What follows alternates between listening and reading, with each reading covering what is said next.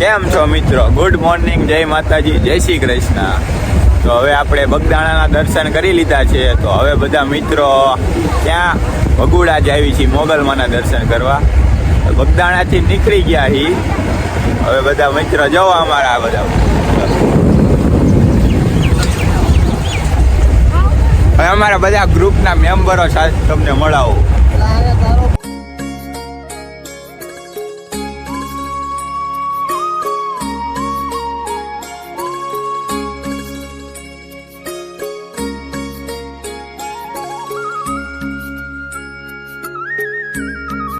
તો મિત્રો સવારના વાગી ગયા છે 5 અને અમે જઈ રહ્યા છીએ ભગુડા તરફ.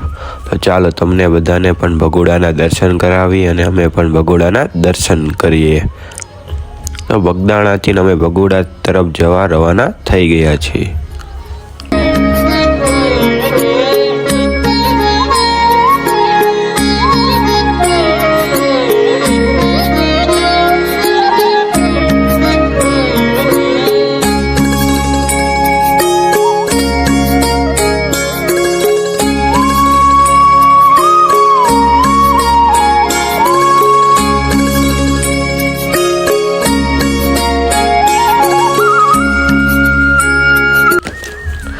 તો આપણે ભગુડા જઈને જાણીશું કે ત્યાં ભાવિ ભક્તોને રહેવા તથા જમવાની કેવી સુવિધા છે.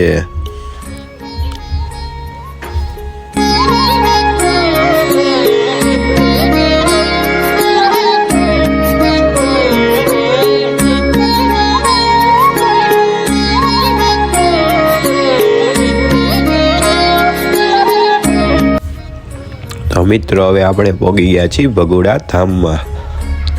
અને અહીં મંદિરનું પાર્કિંગ આવેલું છે. તો અમે ગાડી પાર્કિંગ કરીને પછી ભગુડાના મંદિર તરફમાં મોગલના દર્શન કરવા જઈશું અને આપણે ભગુડાનો થોડોક ઇતિહાસ પણ જાણીશું. તો વિડીયોમાં તમે છેલ્લે સુધી બન્યા રહેજો. ભગુડા ગામમાં મા મોગલના બેસણા છે. આશરે 450 વર્ષ પહેલા નટરાજની તપોવન ભૂમિ એવા ભગુડા ગામમાં માતાજી પધાર્યા હતા. અહીં લોકો દૂર દૂરથી દર્શન કરવા માટે આવે છે.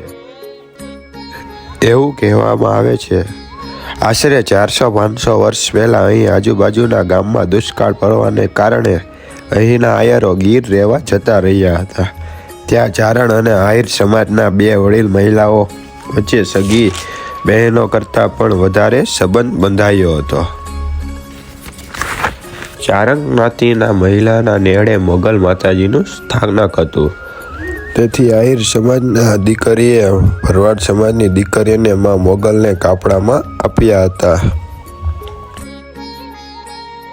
હતા અને ત્યારથી જ અહીં ભગુડા ગામમાં માં મોગલની આરતી પૂજા થાય છે.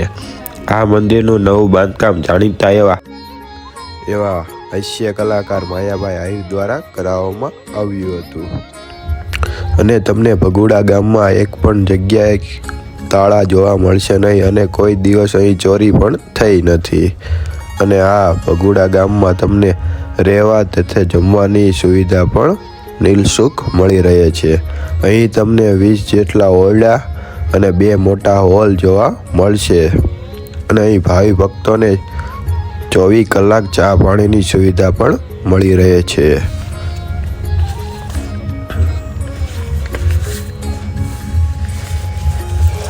આ તમે સામે જોઈ રહ્યા છો તે માં મોગલનું મંદિર આવેલું છે.